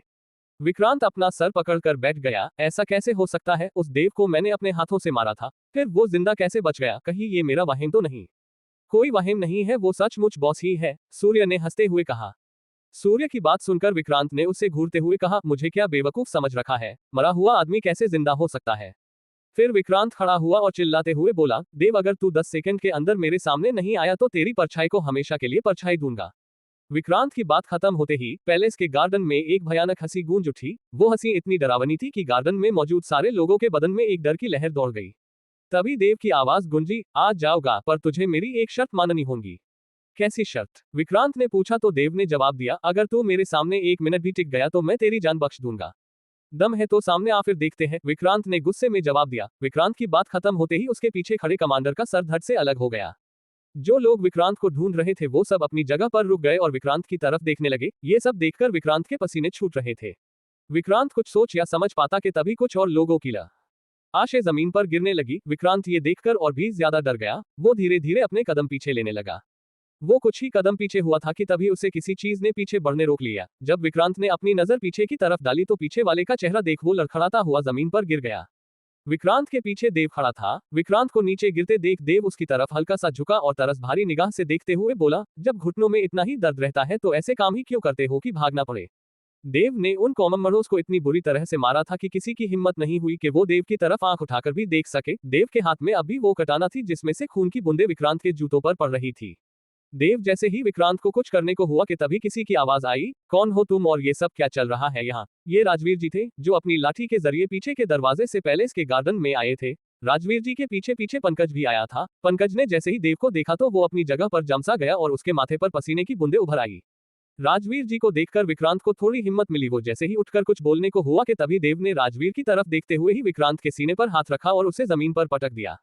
अपने बेटे के साथ ऐसा होते देख राजवीर का खून खोल उठा। उन्होंने अपने कॉममर्डोज की तरफ देखते हुए कहा, नालायकों, मेरी शक्ल क्या देख रहे हो, खत्म कर दो इसे।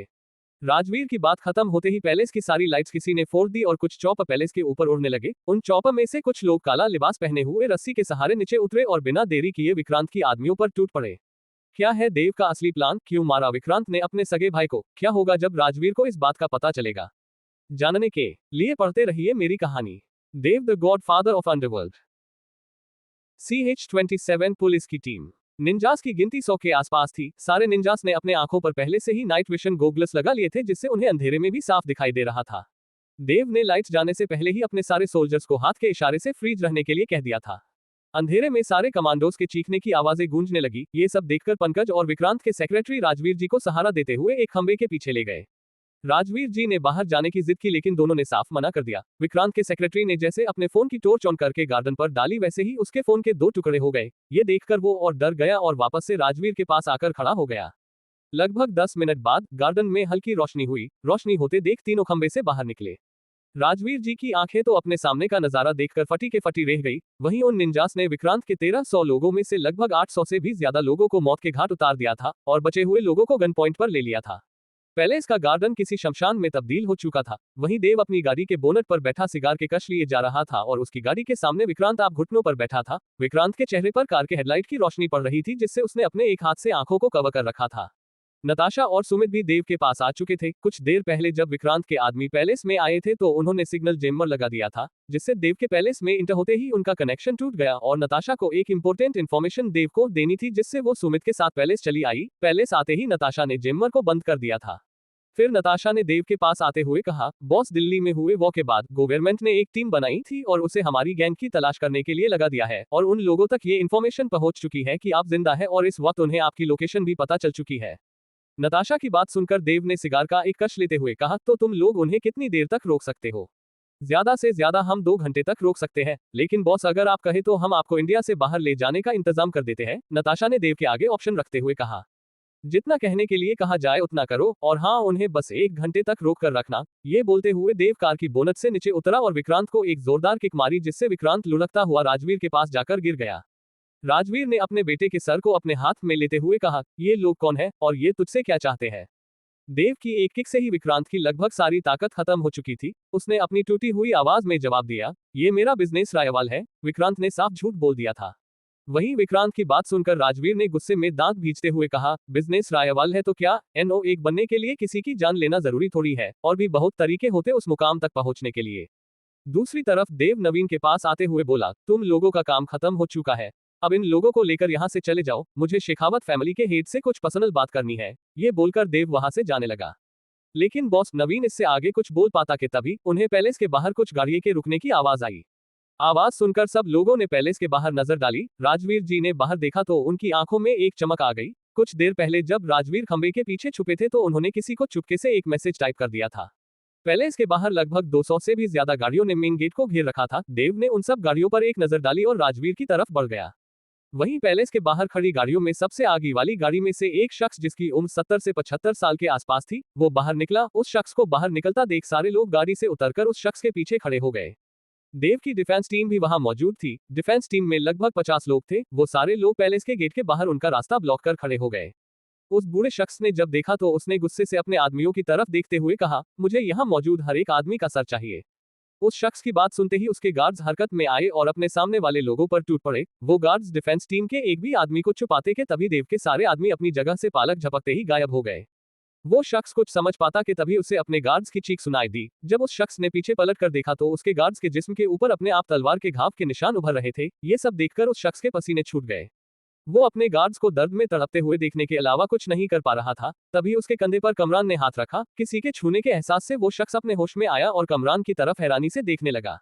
देव जो राजवीर के पास जा चुका था, वो जैसे ही राजवीर से कुछ बोलने को हुआ कि तभी उसे उन गार्ड्स की चीख सुनाई दी। राजवीर ने भी उनकी चीख सुन ली थी। चीख सुनकर राजवीर अपनी जगह पर खड़े हुए और पैलेस के गेट की तरफ देखने लगे। देव ने राजवीर जी की तरफ देखते हुए कहा, मैं यहाँ आपसे बात करने आया था, लेकिन लगता है आप अपने बेटे को आसान मौत नहीं देना चाहते। देव की बात सुनकर राजवीर उसे हैरानी से देखने लगे। देव उनकी तरफ ही देख रहा था। उसने अपनी बात जारी रखते हुए कहा, आपने शायद मेरे आदमियों को कम आंक लिया है। अगर आप चाहते हैं कि वहां पर खड़ा वो बूढ़ा शख्स अपनी जान से हाथ न धोए तो उसे वापस भेज दीजिए। मैं यहाँ पर सिर्फ आपसे बात करने आया हूँ, देव ने सीरियस टोन में कहा। देव की बात सुनकर राजवीर जी ने विक्रांत के सेक्रेटरी से इशारों में गेट तक ले जाने के लिए कहा तो उनका इशारा समझकर वो उन्हें सहारा देते हुए पैलेस के गेट तक ले गया। राजवीर जी के गेट पर पहुंचते ही देव की डिफेंस टीम ने उनके ऊपर हमला करना रोक दिया और एक कोने में खड़े हो गए। वहीं विक्रांत अपनी अधमरी हालत में सारा तमाशा देख रहा था। वो चाहकर भी अपनी बॉडी में कोई हरकत नहीं कर पा रहा था। वो अपने शरीर में हरकत करने की नाकाम कोशिश कर रहा था कि तभी देव उसकी तरफ झुका और उसके मुंह पर एक जोरदार पंच मार दिया। देव के एक पंच में ही विक्रांत बेहोश हो गया। पंकज भी विक्रांत के पास खड़ा ये सब देख रहा था। देव ने पंकज की तरफ देखते हुए कहा, इसे अंदर लेकर जाओ, मैं राजवीर जी के साथ आ रहा हूँ। देव की बात सुनकर पंकज विक्रांत को उठाकर अंदर ले जाने लगा। वहीं राजवीर ने भी उन्हें समझाकर बुझाकर वापस भेज दिया था। उनके जाते ही नवीन भी देव के सारे आदमियों को लेकर वहां से निकल गया। देव ने उन सबको एक नजर जाते हुए देखा और अपनी कार के पास जाकर एक मास्क निकाला और राजवीर के साथ पैलेस के अंदर जाने लगा। आखिर क्या बात करनी थी देव को राजवीर जी से, और क्या पुलिस की टीम देव को वक्त रहते पकड़ पाएगी? क्या करेगा देव पुलिस की टीम से बचने के लिए? जानने के लिए पढ़ते रहिए मेरी कहानी। Dev the god father of underworld. CH-28 Shrikant Shekhawat. Dev ने पैलेस के अंदर जाने से पहले अपने चेहरे पर मास्क लगा लिया था। राजवीर जी ने देव को मास्क लगाते हुए देख पूछा, जब बात करनी है तो मास्क क्यों लगा रहे हो? देव ने चलते हुए जवाब दिया, कुछ बातें आम लोगों की समझ से परे होती है, इसीलिए आप इस बारे में ज्यादा दिमाग ना ही लगाए तो अच्छा होगा। देव की ऐसी अजीबोगरीब बात सुनकर राजवीर जी कंफ्यूज हो गए और उन्होंने देव से आगे कोई सवाल नहीं किया। वहीं जब पंकज विक्रांत को अंदर लेकर गया तो सारे लोग विक्रांत की हालत को देखकर उसके पास आ गए। पंकज अंकल, डैड के साथ ये किसने किया? विक्रांत के बेटे शिवांक ने चिंता जताते हुए पूछा। शिवांक की बात पर पंकज ने कुछ नहीं कहा और अपना सर नीचे झुका लिया। तभी देव राजवीर जी के साथ अंदर दाखिल हुआ। उन दोनों को अंदर आते देख सारे लोगों का ध्यान उन पर चला गया, लेकिन शिवांक ने पंकज के ऊपर दबाव बनाते हुए उससे पूछना जारी रखा। शिवांक के दबाव बनाने पर पंकज ने हार मान ली और अपनी नजरें उठाकर देव को देखा, जो इस वक्त राजवीर जी के सामने वाले सोफे पर बैठा था। जब शिवांक ने पंकज की नजरों का पीछा किया तो उसकी नजर भी देव पर जाकर रुक गई। अंकल, क्या यही वो आदमी है जिसने मेरे डैड की ये हालत की है? शिवांक ने कंफर्म करते हुए पूछा, जिस पर पंकज ने अपना सर हाँ में हिला दिया। पंकज का जवाब पाकर शिवांक का गुस्सा अब उसके कंट्रोल से बाहर हो गया और वो तेजी से देव की तरफ बढ़ने लगा। आज तू यहाँ से जिंदा वापस नहीं जाएगा, शिवांक ने देव की तरफ बढ़ते हुए कहा और उसके ऊपर एक पंच चार्ज किया।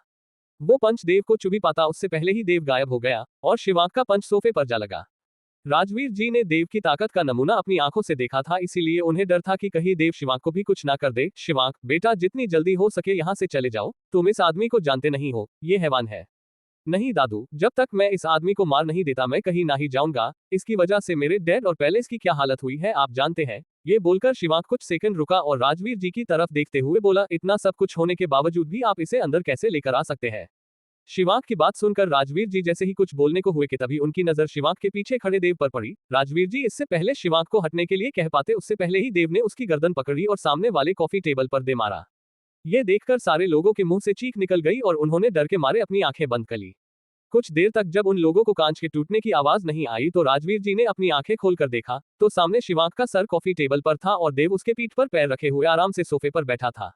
राजवीर जी ने फिर शिवांक को गौर से देखा। शिवांक की सांसें चल रही थी। ये देखकर सारे घर वालों ने एक चैन की सांस ली। फिक्र मत कीजिए, मैंने कहा था कि मैं आपसे बात करने आया हूँ। तो बात करूंगा, और ये आपका पोता बस बेहोश हुआ है, कुछ देर बाद होश में आ जाएगा। ये बोलकर देव कुछ देर रुका और सारे घर वालों के ऊपर एक सरसरी निगाह दौड़ाए और बोला, तो बिना वक्त गवाए अपनी बात का आगाज करते हैं। फिर देव ने शिवांक को एक हल्की सी किक मारकर साइड कर दिया और एक अच्छे बच्चे की तरह बैठ गया। देव का ऑरा ऐसा था कि पैलेस में उसकी आवाज के अलावा किसी और की आवाज नहीं सुनाई दे रही थी, और देव के आगे किसी की कुछ बोलने की हिम्मत नहीं हो रही थी। तो क्या आप अपने बेटे के अंजाम दिए गए कारनामों से वाकिफ है?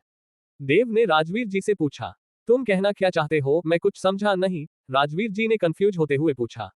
उनकी बात पर देव हल्के से मुस्कुरा दिया और बोला, अच्छा ये सब छोड़िए और बताइए, क्या आप किसी श्रीकांत को जानते हैं?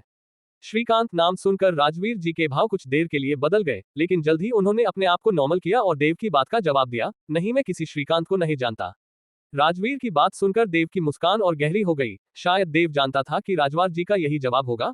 फिर देव ने राजवीर जी से कहा, आपको पता है 2 महीने पहले श्रीकांत की मौत हो गई। पुलिस की इन्वेस्टिगेशन में पता चला कि उनकी मौत एक हादसे में हुई थी, लेकिन मुझे लगता है उन्हें मारने के पीछे किसी बड़े मास्टरमाइंड का हाथ है। देव ऐसे रिएक्ट कर रहा था मानो उसने राजवीर की बात ही ना सुनी हो।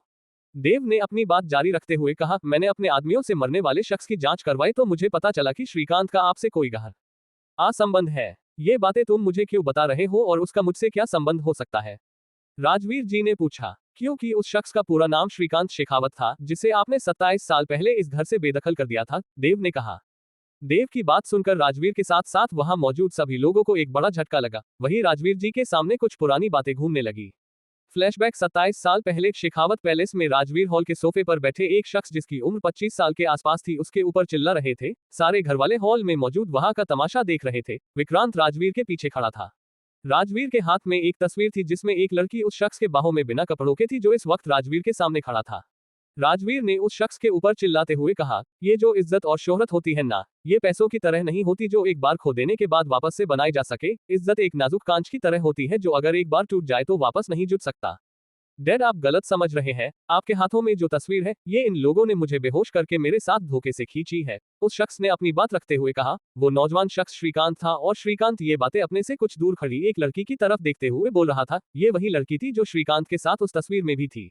जो भी हो, लेकिन तुम्हारी वजह से अब बात हमारी शेखावत फैमिली की इज्जत पर आ गई है, इसीलिए तुम्हें इस लड़की से शादी करनी पड़ेगी। राजवीर ने अपना फैसला सुनाते हुए कहा। डैड आप मुझे जो भी सजा देंगे मुझे मंजूर होंगी, लेकिन मैं इस औरत से शादी नहीं करूंगा, श्रीकांत ने राजवीर से कहा। अगर चाहते हो कि तुम्हारे इस कारनामे के बारे में दुनिया को पता ना चले तो तुम्हें इससे शादी करनी होगी, राजवीर ने गुस्से में कहा। डैड आप समझ क्यों नहीं रहे, मुझे फंसाया जा रहा है। ये एक नंबर की घटिया और चालबाज औरत है, हो ना हो मुझे फंसाने के पीछे इसी का हाथ है, श्रीकांत ने उस लड़की की तरफ इशारा करते हुए कहा। जो भी हो रायता तुम्हारी वजह से फैला है वो अब तुम्हें ही साफ करना होगा, वरना तुम्हें मेरी जायदाद और इस घर से बेदखल कर दिया जाएगा, राजवीर अपनी जगह से उठते हुए बोले। डैड आपको जो ठीक लगे वो कीजिए, जो जुर्म मैंने किया ही नहीं उसका इल्जाम मैं अपने सर नहीं ले सकता और मेरा फैसला नहीं बदलेगा, श्रीकांत ने कहा और अपनी नजरें झुका ली। अच्छा तो ये तूने नहीं किया तो क्या इस तस्वीर में तेरा कोई हमशकाल है या तेरा भूत है? राजवीर ने श्रीकांत को तस्वीर दिखाते हुए पूछा। श्रीकांत ने उस तस्वीर को एक नजर देखा और बोला, मुझे नहीं पता डैड, जिस वक्त ये सब हुआ उससे पहले ही मुझे किसी ने बेहोश कर दिया था। श्रीकांत की बात सुनकर राजवीर ने अपना सर पकड़ लिया और वो उस लड़की की तरफ बढ़ गए। मेघना बेटा देखो, डरना मत, मैं तुम्हारे साथ हूँ, ठीक है? तो बताओ बेटा उस रात क्या हुआ था, राजवीर ने मेघना से बड़े प्यार से पूछा। मेघना ने कांपती हुई पलकें उठाकर श्रीकांत को देखा जो उसे ही बड़े गौर से देख रहा था। फिर मेघना ने राजवीर की तरफ देखा जो उसकी तरफ आस भारी निगाहों से देख रहे थे। ये झूठ बोल रहे हैं, इन्होंने ने पूरे होशो हवास में मेरे साथ जबरदस्ती की थी, मेघना ने श्रीकांत की तरफ इशारा करते हुए कहा। मेघना की बात सुनकर श्रीकांत ने उस पर गुस्सा करते हुए कहा, डैड ये लड़की झूठ बोल रही है, ये मुझे फंसाना चाहती है। क्या अब भी कहोगे कि ये तुमने नहीं किया? राजवीर ने श्रीकांत को गुस्से से देखते हुए पूछा। मैंने नहीं किया डैड, श्रीकांत ने जवाब दिया। अभी भी वक्त है, गलती सुधार लो और शादी कर लो इस लड़की से, राजवीर ने श्रीकांत को समझाते हुए कहा। नहीं डैड मैं अपना फैसला नहीं बदलूंगा, श्रीकांत ने कहा। श्रीकांत की बात सुनकर राजवीर ने उस पर एक सरसरी निगाह दौड़ाई और कहा, तो मैं भी अपना फैसला नहीं बदलूंगा। थोड़ी देर की चुप्पी के बाद राजवीर ने कहा, अब इससे पहले कि मुझे तुम्हें धक्के मार बाहर निकालना पड़े बेहतर होगा तुम खुद चले जाओ। श्रीकांत ने उनकी बात सुनकर एक नजर सारे घरवालों को देखा और अपनी मां के पैर छूकर पैलेस से बाहर निकल गया। किसने की थी श्रीकांत के साथ साजिश? क्या होगा जब राजवीर को पता चलेगा विक्रांत का काला सच? क्या करेंगे राजवीर उसका सच जानने के बाद? जानने के लिए पढ़ते रहिए मेरी कहानी Dev the god father of underworld. CH29 the truth. Shrikant के पैलेस से जाने के बाद राजवीर ने अपना सर पकड़ लिया और वापस से सोफे पर बैठ गए। राजवीर को अपने परिवार की इज्जत पर दाग लगने का दुख था और साथ ही में उन्हें अपने सबसे काबिल बेटे को खोने का भी दुख था। तभी श्रीकांत की मां दृष्टि जी राजवीर के पास आते हुए बोली, आपने उसे क्यों नहीं रोका, आप जानते हैं ना वो कितना जज्बाती है, अगर आप उसे बिठाकर शांति से समझाएंगे तो शायद वो मान जाए। दृष्टि जी की बात सुनकर राजवीर ने कहा, उसकी रगों में मेरा खून दौड़ रहा है, मैं जानता हूँ वो इस बात के लिए कभी नहीं मानेगा। राजवीर की बात सुनकर दृष्टि जी फुट फुट कर रोने लगी। वहीं विक्रांत मेघाना को अजीब तरीके से घूरे जा रहा था। राजवीर ने अपना सर पके हुए ही कहा, अब तक तो ये खबर मीडिया वालों तक पहुंच गई होगी। फिर राजवीर ने ठंडी आह भरते हुए कहा, हमारे परिवार की इज्जत मिट्टी में मिल गई। विक्रांत मेघाना को घूरता हुआ राजवीर के सामने आकर खड़ा हो गया। वहीं मेघाना विक्रांत की नजरें अपने ऊपर महसूस कर अंदर तक कांप उठी थी। डैड, अगर आप कहे तो मैं मेघाना से शादी कर सकता हूँ। अगर मेरी इस कुर्बानी से हमारे परिवार की इज्जत बच जाती है तो मैं ये कदम उठाने के लिए तैयार हूँ, विक्रांत ने अपने घुटनों पर बैठते हुए राजवीर से कहा। वहीं राजवीर ने जब विक्रांत की बातें सुनी तो वो हैरानी से विक्रांत की तरफ देखने लगे। राजवीर को अपनी तरफ देखता पाकर विक्रांत ने सहमति जताते हुए अपना सर हाँ में हिला दिया। Flashback and. राजवीर जी पुरानी बातें सोचकर उदास हो गए और देव की तरफ देखने लगे। देव अपनी लाल आंखों से एक महिला की तरफ देख रहा था। देव की आंखों को छोड़कर उसका पूरा चेहरा कवर था। जैसे ही राजवीर की नजर देव की आंखों पर पड़ी तो उनके बदन में बिजली की एक लहर दौड़ गई। वहीं देव जिस लड़की को घूर रहा था वो लड़की कोई और नहीं मेघाना थी, जो अब विक्रांत की पत्नी थी। जब मेघाना और बाकी घरवालों की नजर देव की नजरों से मिली तो डर के मारे सारे लोगों ने अपनी नजरें नीची कर ली। देव मेघाना को घूरते हुए अपनी जगह से उठा और उसकी तरफ बढ़ने लगा। देव को मेघाना की तरफ बढ़ता देख राजवीर भी अपनी जगह से उठे और देव के सामने आते हुए बोले, देखो तुम यहाँ मुझसे बात करने आए हो तो बेहतर होगा बात हम दोनों के बीच रहे। देव ने राजवीर की बात को अनसुना करते हुए उन्हें अपने रास्ते से हटाया और वापस से मेघाना की तरफ बढ़ने लगा। पैलेस में गार्ड्स मौजूद थे लेकिन किसी में भी इतनी हिम्मत नहीं थी कि वो देव को जाकर रोक सके। वहीं देव के हल्के धक्के से राजवीर जी सोफे पर जा गिरे थे। राजवीर को गिरते देख विक्रांत के सेक्रेटरी ने उन्हें संभाल कर बिठाया। ये आदमी आज इस पैलेस से जिंदा बाहर नहीं जाना चाहिए, राजवीर ने गार्ड्स को ऑर्डर देते हुए कहा। देव अब तक मेघाना के पास पहुंच चुका था। राजवीर की बात सुनकर जैसे ही गार्ड्स ने देव पर बंदूक तानी तो देव ने मेघाना को देखते हुए कहा, राजवीर साहब, अगर आप चाहते हैं कि यहाँ पर खून की नदियां ना बहे तो अपने लोगों से कहिए कि शांति रखे। देव की बात सुनकर राजवीर को एहसास हुआ कि वो क्या करने जा रहे थे। उन्होंने गार्ड्स को गन नीचे करने का इशारा किया। इशारा पाकर गार्ड्स ने अपनी गन्स नीचे कर ली। मोहतरमा जी, क्या आप इन्हें सच बताएंगी या अपने बेटे की मौत का सौदा करना चाहेंगी? देव ने मेघाना को घूरते हुए कहा। वहीं मेघाना की तो डर के मारे हालत खराब हो चुकी थी। देव का ऑरा ऐसा था कि उसके आसपास खड़े लोगों के शरीर कांपने लगे थे। मेघाना की तरफ से कोई जवाब ना पाकर देव ने अपनी गन निकाली और शिवांक की तरफ तान दी। फिर देव ने अपना सवाल दोहराते हुए कहा, बताती हो या? देव इससे आगे कुछ बोलता उससे पहले ही मेघाना ने कांपती हुई आवाज में कहा, बताती हूँ। मेघाना की बात पर देव के चेहरे पर एक रहस्यमय मुस्कान आ गई। गुड, तो शुरू हो जाओ। देव की बात सुनकर मेघाना उन्हें सच बताने लगी। वो विक्रांत ने मेरे मम्मी पापा को किडनैप करवा लिया था और मुझे धमकी दी थी कि मुझे श्रीकांत के साथ एक रात बितानी होगी वरना वो मेरे मम्मी पापा को मार देगा। मैंने उसे इस बात से साफ मना कर दिया था तो उसने मुझे लालच दिया कि अगर मैंने श्रीकांत के साथ ऐसा किया तो मेरी उसके साथ शादी भी हो जाएगी। मैं श्रीकांत को पसंद करती थी लेकिन मैं उसे कभी अपने दिल की बात नहीं बता पाई। जब विक्रांत ने मुझे ऐसा कहा तो मैंने लालच में आकर उसके साथ ये सब कर दिया। ये बोलकर मेघाना ने अपनी नजरें झुका ली। सच बोलने के बाद मेघाना की किसी से आंख मिलाने की हिम्मत नहीं हो रही थी। वहीं सच सुनने के बाद राजवीर के पैरों तले तो मानो जमीन ही खिसक गई हो। कुछ देर के लिए उनके आगे अंधेरा छाने लगा लेकिन जल्द ही उन्होंने अपने आप को संभाल लिया। अब जब एक करनामा सुन लिया है तो दूसरा भी सुनने के लिए अपना दिल मजबूत कर लीजिए, देव राजवीर जी के सामने बैठते हुए बोला। मतलब? राजवीर जी ने पूछा। बताता हूँ, देव ने कहा और विक्रांत के सेक्रेटरी की तरफ देखने लगा।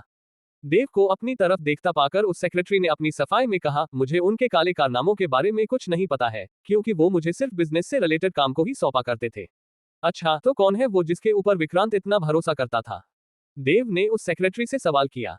सॉरी गॉडफादर, मैं नहीं जानता, ये बोलकर सेक्रेटरी ने अपना पल्ला झाड़ लिया और साइड में खड़ा हो गया। देव ने सेक्रेटरी की बात सुनने के बाद पंकज की तरफ देखा। देव को अपनी तरफ घूरता देख पंकज ने भी अपनी सफाई में बोलने लगा। गॉडफादर, मैं भी नहीं जानता लेकिन इसने श्रीकांत को मरते वक्त वीडियो बनाया था। तुम्हें कैसे पता? कहीं तुमने ही तो वो वीडियो नहीं बनाया? देव पंकज के पास आते हुए पूछता है। नहीं, वो जब मैं विक्रांत के साथ वाइन पी रहा था तब उसने मुझसे इस बात का जिक्र किया था, पंकज ने कांपती हुई आवाज में कहा।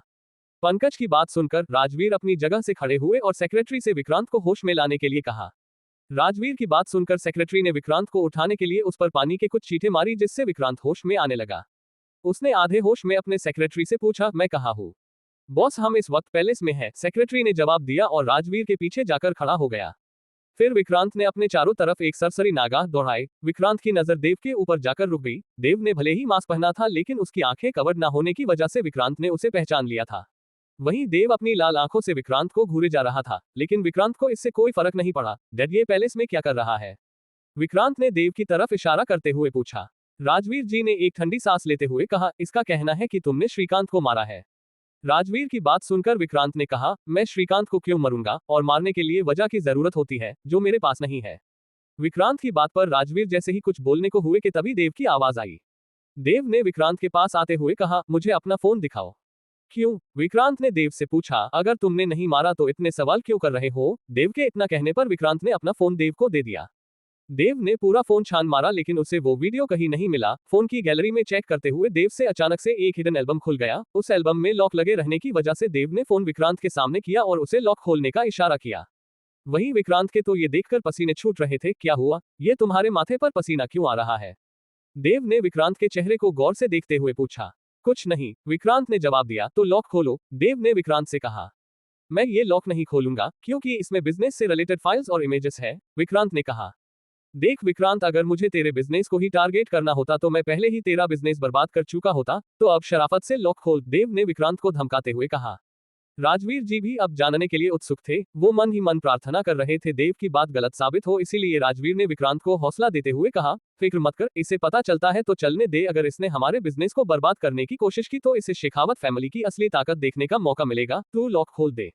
लेकिन डैड, विक्रांत इससे आगे कुछ बोलता कि तभी राजवीर ने उसकी बात काटते हुए कहा, लॉक खोल। राजवीर की बात सुनकर विक्रांत ने कांपते हाथों से लॉक खोल दिया।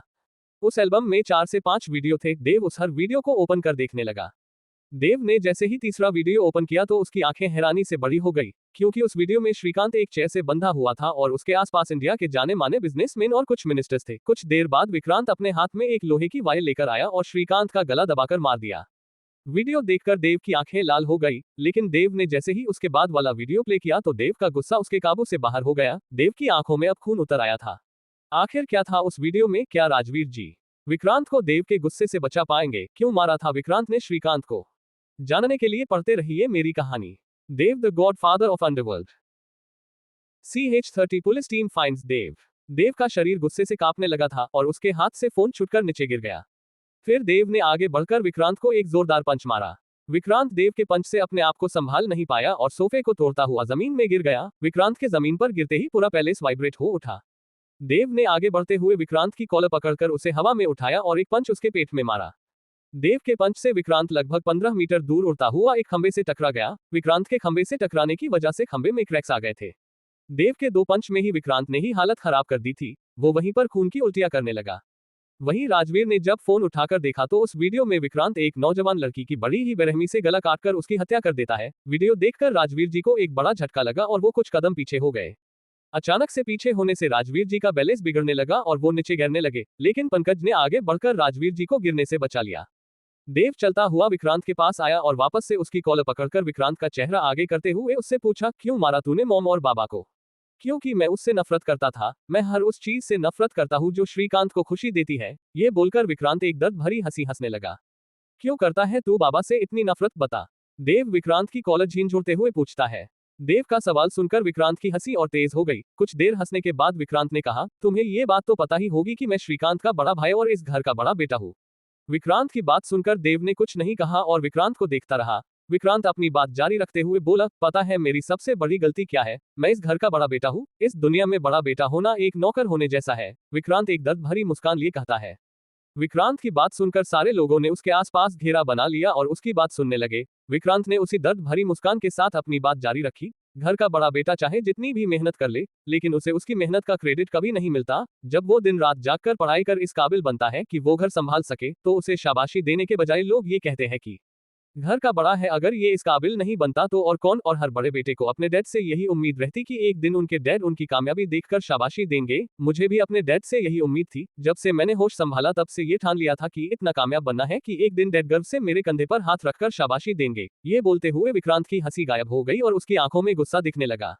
विक्रांत ने गुस्से से देव को देखते हुए कहा, लेकिन मेरी 10 साल की मेहनत पर उन्होंने पानी फेर दिया। मेरी हर एक मेहनत का क्रेडिट मुझे देने के बजाय उन्होंने ये कहा कि तुम घर के बड़े हो और घर के बड़े होने की वजह से तुम्हारे लिए ये सब आम बात है। बचपन से लेकर आज तक यही सुनता आ रहा हूँ। मेरी हर एक मेहनत पर यह बात बोलकर पानी फेर दिया जाता था। मेरी सिर्फ एक ही ख्वाहिश थी कि मुझे डैड से शाबाशी मिले, लेकिन डैड ने हर वक्त उस श्रीकांत पर ही तवज्जो दी। वो जो भी शाबाशी भरा काम करता तो उसे पूरे घर वालों से शाबाशी मिलती और मैं एक कोने में खड़ा ये देखता रह जाता। अपनी बात कहकर विक्रांत चुप हो गया। विक्रांत की बात सुनकर सारे घर वालों को शर्मिंदगी महसूस हुई और शर्मिंदगी की वजह से सारे घर वालों के सर झुक गए। देव एक ठंडी आह भरते हुए खड़ा हुआ और राजवीर जी की तरफ बढ़ गया। राजवीर का सर भी विक्रांत की बातें सुनकर झुक गया था। देव राजवीर के सामने आकर खड़ा होते हुए बोला, मैं यहाँ अपने बाबा की मौत का बदला लेने आया था, लेकिन असल वजह जानने के बाद मुझे लगता है आपको अपने घर वालों पर ज्यादा ध्यान देना चाहिए। आपके अपने बेटे पर तवज्जो ना देने की वजह से आपने अपने छोटे बेटे श्रीकांत यानी मेरे बाबा को खो दिया। मैं नहीं चाहता कि अब और कोई विक्रांत जैसा बने, होनी को कोई नहीं टाल सकता, लेकिन आगे क्या होने वाला है वो तो हम तय कर ही सकते हैं। तो उम्मीद करता हूँ कि आप अपनी आने वाली अगली पीढ़ी पर तवज्जो देंगे। चलता हूँ। ये बोलकर देव पैलेस से बाहर निकल गया। देव के पैलेस से बाहर निकलते ही उसे नताशा का कॉल आया। नताशा का कॉल देखकर देव ने कॉल पिक किया और नताशा से पूछा, what happen Natasha? Boss, police की टीम को हम जितनी देर तक रोक सकते थे हमने रोक कर रखा, लेकिन आशा ने अपनी बात अधूरी छोड़ दी। नताशा आगे क्या बोलने वाली थी देव पहले ही समझ गया था। उसने नताशा से कहा, डोंट वरी, आगे का मैं संभाल लूंगा। बॉस, एक बार फिर सोच लीजिए, अगर आप पके गए तो दुनिया को आपके बारे में पता चल जाएगा। आप कहे तो मैं अभी आपके लिए प्लेन रेडी करवा देती हूँ, नताशा ने कहा। नताशा की बात सुनकर देव ने झट से कहा, उसकी जरूरत नहीं है और तुम लोगों को चिंता करने की भी कोई जरूरत नहीं है, मैं संभाल लूंगा। ये बोलकर देव ने कॉल कट कर दिया। गार्डन में लाशों के ढेर लगे हुए थे और विक्रांत के जो आदमी जिंदा बच गए थे वो उन लाशों को एक ट्रक में लोड कर रहे थे। जब उन्होंने देव को आते देखा तो एक शख्स देव पर हमला करने के लिए उसकी तरफ बढ़ा, लेकिन रास्ते में ही वो अचानक से बेहोश हो गया। उस शख्स को बेहोश होता देख किसी और की देव के ऊपर हमला करने की हिम्मत नहीं हुई। वहीं उस शख्स को बेहोश होता देख देव के चेहरे पर एक रहस्यमय मुस्कान आ गई। देव अपनी कार में जाकर बैठ गया और वहां से निकल गया। कुछ दूर से एक आदमी देव पर नजर रखे हुए था। उस आदमी के साथ उसके कुछ साथी भी थे जो देव पर नजर रखे हुए थे। ये देव के डिफेंस टीम के मेंबर्स थे। दरअसल नवीन ने जाने से पहले डिफेंस टीम के कुछ लोगों देव की सिक्योरिटी के लिए छोड़ दिया था। देव अपनी ही धुन में ड्राइव करता हुआ हाईवे पर आ गया था। ड्राइव करते हुए देव की नजर सामने के पुलिस चेकपोस्ट पर पड़ी, जहां कुछ पुलिस वाले हाईवे से गुजर रही कार की चेकिंग कर रहे थे। देव ने उन्हें देखकर कार एक पुलिस वाले के सामने रोक दी और कार से बाहर निकलकर उस पुलिस वाले को देखने लगा। देव को अपनी तरफ देखता देख उस पुलिस वाले ने उससे पूछा, ऐसे क्या देख रहा है बे? जब पुलिस वाले ने देव की आंखों को गौर से देखा तो उस पुलिस वाले की आंखें हैरानी से बड़ी हो गई और उसके मुंह से निकला, गॉडफादर देव। ये नाम सुनते ही सारे पुलिस वालों ने अपनी गन निकाल ली और देव के ऊपर पॉइंट कर दी। देव ने भी एक मुजरिम की तरह अपने हाथ ऊपर कर लिए और अपने आप को पुलिस वालों के हाथ सरेंडर कर दिया। क्यों किया था देव ने खुद को पुलिस वालों के हवाले? क्या है देव का असली प्लान? जानने के लिए पढ़ते रहिए मेरी कहानी Dev the godfather of underworld. आज के लिए बस इतना ही दोस्तों। देव द गॉडफादर ऑफ अंडरवर्ल्ड की इस रोमांचक कहानी के लिए और जानना चाहते हैं तो अगले पार्ट का इंतजार कीजिए।